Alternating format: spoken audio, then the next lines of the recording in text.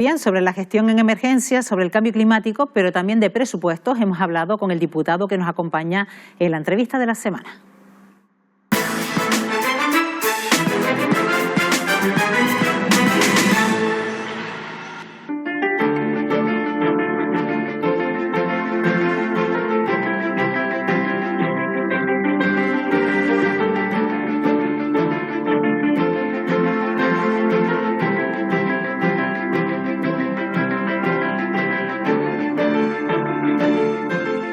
Acompaña en el programa Parlamento Nicasio Galván, portavoz del Grupo Parlamentario Vox. Señor Galván, bienvenido. Muchas gracias por invitarme.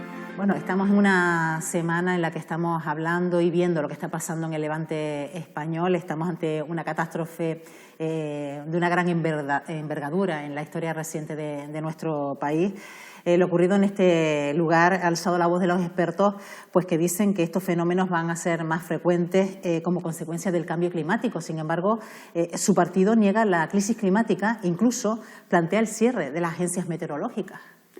Bueno, yo primero quería trasladar nuestras condolencias, me he sentido pésame a todas las familias que han perdido pues algún ser querido y trasladar pues ese apoyo y ese respaldo a tanto voluntarios y la Fuerza de Cuerpo de Seguridad del Estado que han estado trabajando sobre el terreno. Nosotros creemos que solo hay que mirar la historia, ¿no? Para saber que en el año 57, por ejemplo, hubo que cambiar el cauce del río Turia a Valencia porque hubo unas inundaciones incluso peores que las actuales o como poco de la misma magnitud. Creemos que hay mucha parafernalia detrás del cambio climático. Creemos que el clima cambia, porque desde que la Tierra es tierra lleva cambiando, pero que no creemos que culpabilizar al hombre, imagínense que usted enciende su coche diésel y es el culpable de lo que ha pasado en Valencia, es absurdo. Es absurdo porque lo hemos visto a lo largo de la historia. Y eso es lo que nosotros negamos, la importancia del ser humano que tiene en algunos aspectos del cambio del clima, pero no que sea el 100% culpable de lo que ha pasado en Valencia. Eso es una barbaridad pensar eso. Cuando habla de tanta parafernalia que hay detrás, ¿a qué se refiere, señor Galván? Solo hablando ahora estamos en la semana de presupuestos. Vemos que los presupuestos hablan de transición ecológica, de descarbonización, de objetivos de desarrollo sostenible. Vemos que hay mucho dinero que se esconde detrás de este fanatismo climático que nosotros llamamos desde la ONU, la Unión Europea, España, Canarias, y hay muchos intereses ocultos y que se niega a un debate científico abierto. Nosotros traeremos a la Comisión de Transición Ecológica, por ejemplo, una persona un físico nuclear, por ejemplo, para que ponga encima de la mesa debates de energías limpias también, ¿no? Energía nuclear declarada verde por Europa, pero que la gente se niega, de hecho, los políticos se niegan a este tipo de debates abiertos. Yo creo que es un error dar un debate científico por cerrado, pero hoy en día, ¿qué es lo que funciona? La cancelación de los que no está, digamos, consensuado, ¿no? Con el consenso que nosotros llamamos consenso progre. Vemos que hay una alineación de todos los partidos políticos para culpabilizar al hombre, al ser humano del cambio climático, cuando no se dan cuenta que esto es un absurdo, ¿no? Esto nos debe hacer replantear también la situación de las emergencias en Canarias, la gestión de las emergencias. ¿Cuál sería su punto de vista al respecto? ¿Cómo debería ser la gestión de las emergencias en Canarias? Hombre, por supuesto que nosotros creemos, ahora que están los presupuestos, que las emergencias hay que dotarlas con presupuesto. Pero para eso vemos que siempre se trata de gastar. Yo creo que hay que mejorar la eficiencia en los recursos y destinar a aquellos recursos donde realmente hacen falta. En emergencias, por ejemplo, en incendios, en inundaciones, hay que tener cuidado con lo que se hace, algunas construcciones, y ver realmente, tomar medidas para que no se vuelvan a producir estas circunstancias, que se van a producir, porque el clima es cambiante y no lo tenemos controlado. Hemos visto que no ha servido para nada todas las agencias meteorológicas que tenemos, que ha caído en Valencia, digamos, por sorpresa, aunque se sabía, que no se sabía. Ahora empieza el juego de trileros a ver quién tiene la culpa, ¿no?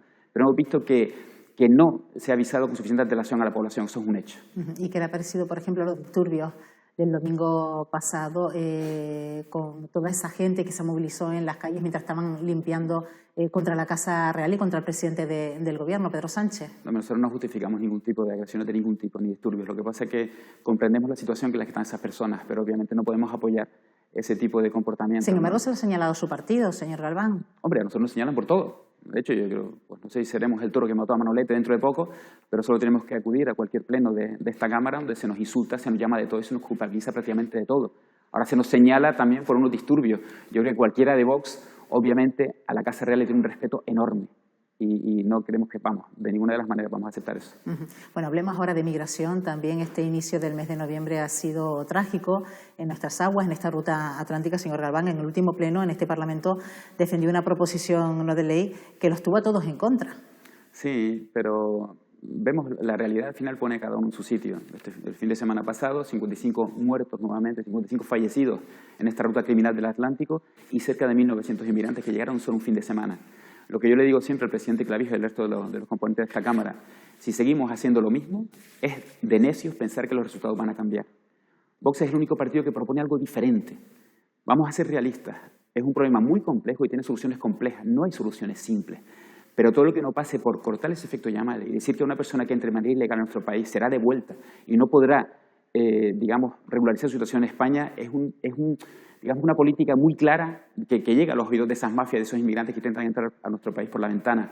Recordemos que al final, con estas políticas bonistas, lo que se consigue es enriquecimiento de las mafias, muertes en el Atlántico y pobreza, tanto a veces de origen como destino. ¿Cuál sería entonces la política de Vox?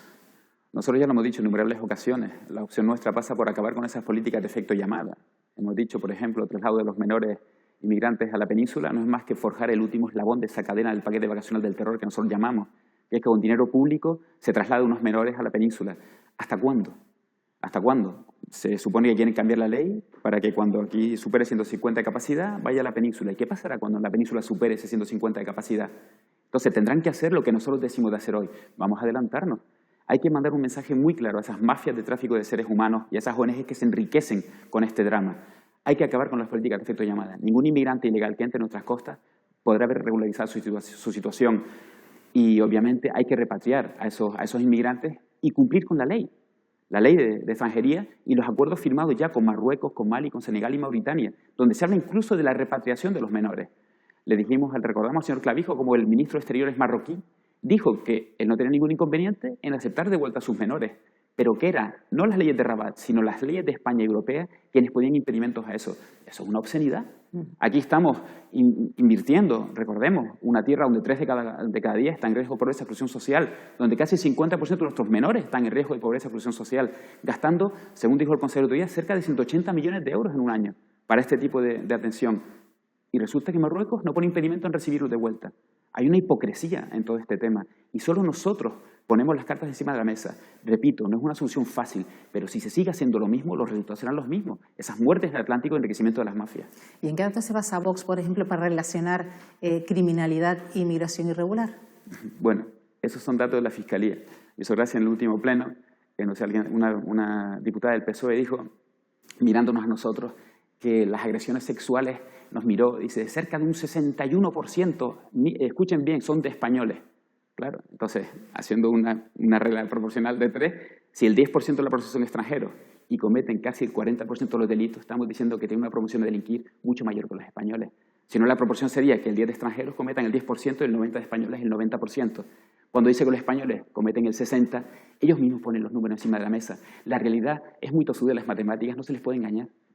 Pero, sin embargo, en la memoria presentada por la Fiscalía de Canarias en este Parlamento, la propia fiscal ha dicho que no ha notado ninguna relación entre el incremento de la criminalidad y de la inmigración. ¿Y qué va a decir? ¿De quién depende la Fiscalía? ¿Se acuerda las palabras de Pedro Sánchez? Pues, lamentablemente, yo, con la señora fiscal, que estuvo Paula Jover en la comisión, y ya lo dijo claramente, si es que los números están ahí. Los números están ahí y no se puede engañar la matemática. Bueno, esta es una semana donde hemos visto desfilar a las diferentes consejerías de este Gobierno, desglosando a dónde irán destinadas las partidas de cara a los próximos presupuestos de 2025. ¿Habrá enmienda a la totalidad por parte de Vox, señor Galván? Tendremos que esperar al vencimiento de los plazos. Pero obviamente nosotros tenemos, simplemente en la memoria descriptiva de los presupuestos, vemos cómo ellos se alinean. Dice que alinean los presupuestos del 2025 con los grandes objetivos de la Agenda Canaria 2030 de Desarrollo Sostenible, de la dirección por objetivos, de la presupuestación orientada a resultados. Pero me gustaría saber a qué se refiere. Porque si muchas veces nos quejamos que en la península no conocen nuestra singularidad, ¿vamos a asumir objetivos que pone la ONU para Canarias? ¿Eso es lo que nos tiene que mover? ¿Los ODS de la Agenda 2030? ¿Sin saber la singularidad canaria? Me gustaría también que nos explicaran bien a qué se refiere eso de una dirección por objetivos. ¿Qué objetivos se pretende? ¿Qué objetivos? Eso me gustaría. Y cuando habla de presupuestación o orientación a resultados, ¿qué resultados se buscan? Que lo pongan encima de la mesa. Yo creo que sería interesante, ¿no? Bueno, señor Galván, en estos segundos presupuestos para este Gobierno no se contempla esa rebaja del IGIC, pero sí ha defendido la consejera de Hacienda profundizar en las deducciones del IRPF para beneficio de los colectivos más vulnerables. ¿Qué opina? Nosotros opinamos que las promesas electorales son para cumplirlas.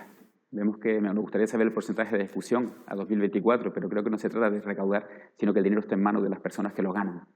Creo que eso es una base fundamental.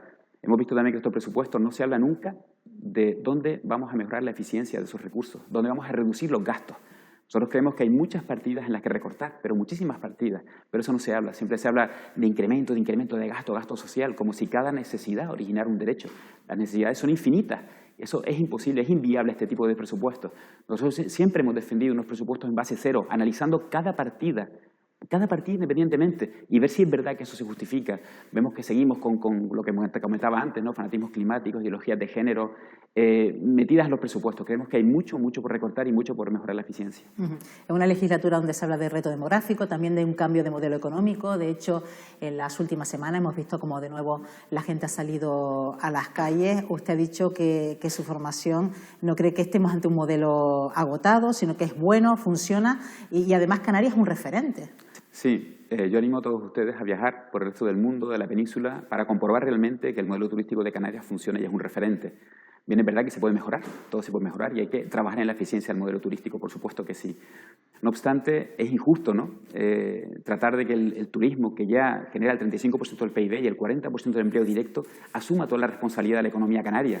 Por eso nosotros abogamos por la diversificación económica. Hemos traído PNL a este Parlamento que incluso han aprobado para abogar por esa diversificación, apoyar nuestras zonas francas, nuestros puertos, apoyar industrias audiovisuales, la economía sur, por ejemplo.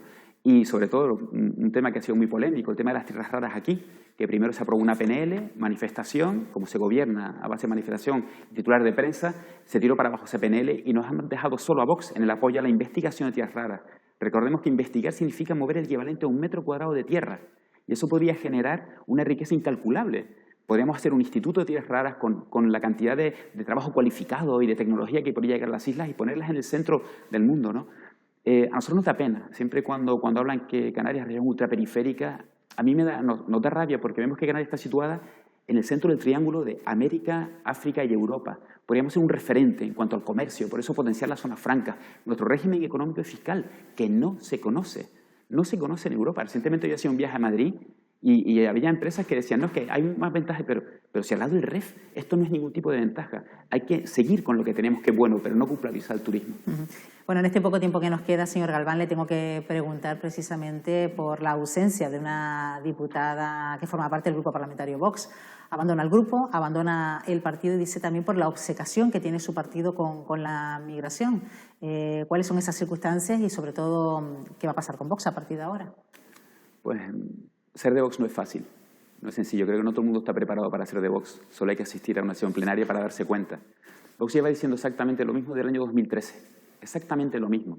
Mucha gente ahora se sorprende, ¿no? Yo creo que esas personas que lo que han hecho es robar a los canarios. Recordemos 70.000 canarios que votaron a Vox en las últimas elecciones.